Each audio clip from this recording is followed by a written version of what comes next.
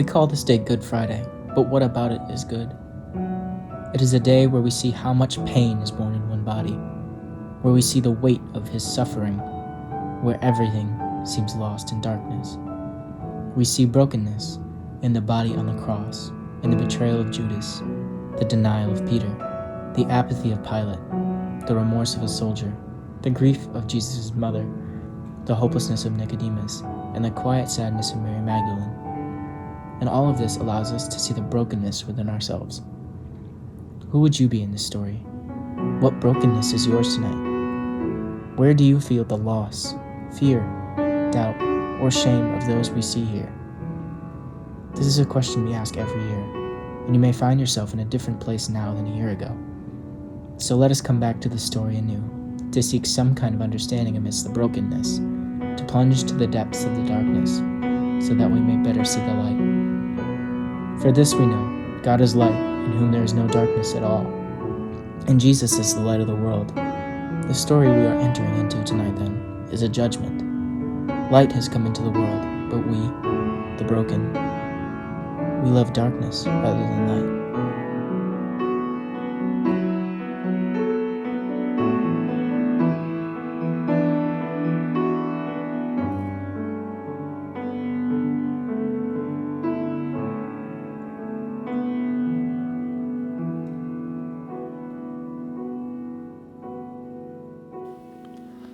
I couldn't have walked away, right?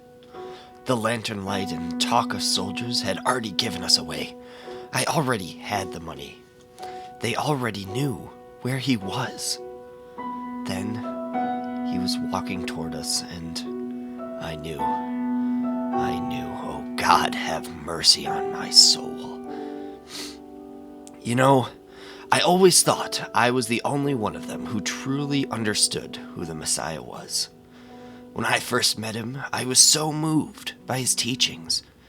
These teachings, for me, as for you, touched somewhere deep inside of me. Somewhere hurting, living in the shadow of a violent government in impoverished cities as my people have for so long. His words of freedom and justice and love opened up a new world for all of us. I am not by nature a passionate, outgoing person like Peter and James and John are, but I was able to offer what small gifts I had to this Messiah and his movement. But I guess I began to think too much of my gifts. I began to be so controlling.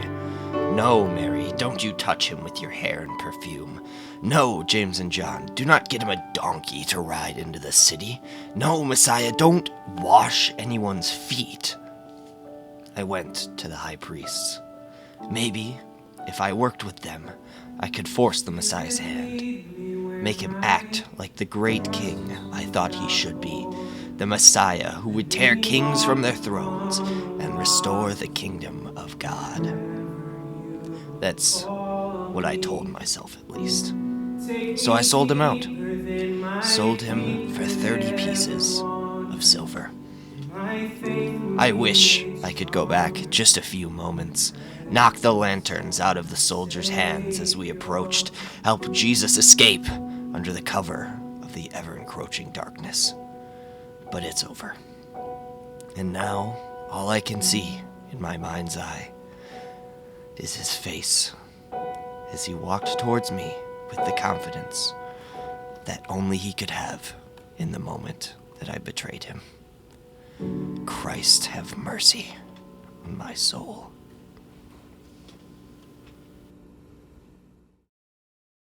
The fire is just flickering out the edge of the courtyard, and the little light it provides doesn't matter anyway. Nothing could be right after he was taken away, and I stayed behind in the garden with blood still shining on my sword. Despite the overwhelming fog that pushed me down, I somehow managed to move my feet and follow Jesus as they took him away. And now I wait outside the door to his trial, straining to listen, to see, trying to figure out what I could do. But I can't hear anything. I can't do anything, so I'm just standing here by the fire, yet I'm still just so cold. When the woman at the gate spoke to me, I barely heard her because the fog surrounding me dampened everything. It was easier just to say no, that I didn't know him, because I didn't want to talk to anyone. Then 2 others asked me the same question: "Are you not one of the man's disciples?" I wasn't thinking, not through any of it. It was like a nightmare. I was supposed to wake up from any minute. But the rooster crowed, and then it was morning, and I had never slept. Instead, I denied being companions with the one person who loved me more than anyone else. I told the world that I didn't know my Messiah. And now I'm just cold, and all the fire in the entire world couldn't warm me.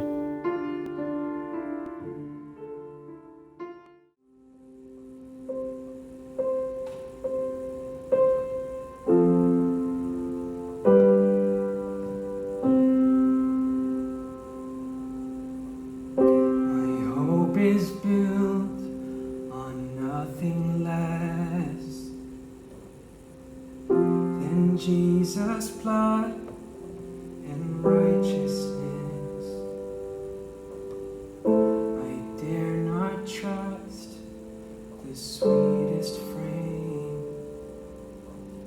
but wholly trust in Jesus' name.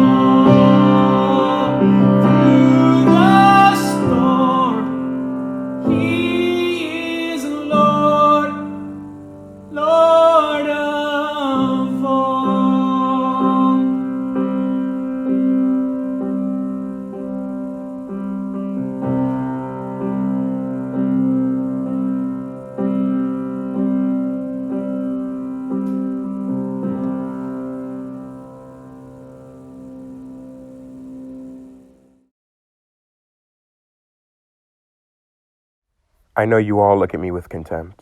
Perhaps not as much as Judas or the priests who turned in their so-called man of the people, but you still turn your noses up at me. I am, after all, the one who agreed to your mob's calls for crucifixion. I am the one who ordered your king to be whipped. But you are the same as me. You are like me in so many ways. You were probably minding your own business when you first heard of this Jesus, like I was. You were probably just trying to do your job when he showed up, calling himself a king. Here I was, an important Roman official, trying to shine the light of our civilized empire in our outlying territories of Jerusalem. And I had to put up with claims of men like this about a small-town man who claimed to be God? He spoke of truth. What is truth? I will tell you. Truth is might. Truth is wealth. Truth is power. This Son of God certainly doesn't have the power of his God. That's why he's in chains and I'm on the throne. I don't know what still keeps people interested in these religious leaders offering hope, but you better hope that this one was lying, because it's you who killed him just as much as me. I would have let him go, but it's you who insisted on him being punished. You're the one putting out the embers of your own spiritual hope. Don't forget that when you finally see what it is you've wished on this man, because he won't be treated like the king you so claim him to be.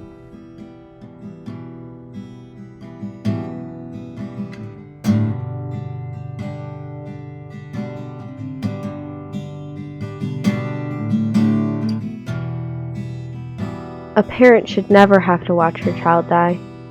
But here I am, like too many parents who lose children to accidents or illness or acts of violence, standing beside the child whom I brought into this world and watching him die before me. I've loved this child since I first felt him stir within me. There's a love that only a mother knows. The connection with a child whom you see as perfect and beautiful, even if the whole world turns against him, which it has, and now my beautiful child will die by the hands of a mob.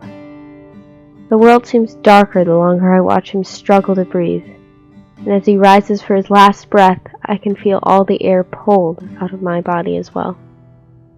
Why, oh God, have you taken my child from me? And when Jesus had cried out again in a loud voice, he gave up his spirit. At that moment, the curtain of the temple was torn in two from top to bottom. The earth shook, the rocks split, and the tombs broke open. The bodies of many holy people who had died were raised to life. When the centurion and those who were guarding Jesus saw the earthquake and all that had happened, they were terrified and exclaimed, "Surely he was the Son of God."